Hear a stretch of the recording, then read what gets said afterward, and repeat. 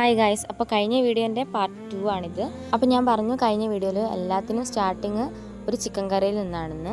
Normally ഞങ്ങൾക്ക് Thursday chicken കറിയാണ് ഉണ്ടാവാറ്. കഴിഞ്ഞ ദിവസത്തെ തേഴ്സ്ഡേ ഞങ്ങൾക്ക് കിട്ടിയ ചിക്കൻ കറിയിൽ ചിക്കൻ അഴുകിയ ചിക്കൻ ആയിരുന്നു. ഞങ്ങൾക്ക് അടുപ്പിക്കാൻ കഴിയുന്നില്ലായിരുന്നു ഇത് കഴിക്കാൻ. ഞങ്ങളത് അപ്പം തന്നെ കംപ്ലൈൻറ്റ് ചെയ്തു, ഒന്നും നോക്കിയില്ല. പിറ്റേന്ന് കുറച്ച് സ്റ്റുഡൻസ് ആയിട്ട് മെസ്സിലേക്ക് പോകാൻ ചെയ്തത്. ആൻഡ് മെയിൻ പ്രശ്നം എന്താ വെച്ചിട്ടുണ്ടെങ്കിൽ ഞങ്ങൾക്ക് ഫോൺ അലൗഡ് അല്ല ഹോസ്റ്റലിൽ. ബട്ട് താങ്ക് ഗോഡ് ഞങ്ങളുടെ ഹോസ്റ്റലിൽ വേറെയും സ്റ്റുഡൻസ് ഉണ്ടായിരുന്നു, വേറെയും കോളേജിൽ.